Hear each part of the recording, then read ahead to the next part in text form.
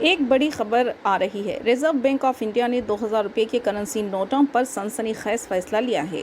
RBI ने ऐलान किया है कि 2000 के करेंसी नोटों को सर्कुलेशन से हटा दिया जाएगा और आवाम को मशवरा दिया कि वो अपने 2000 रुपये के नोट इस महीने की 23 मई से 30 सितंबर तक बैंकों में तब्दील करवा लें।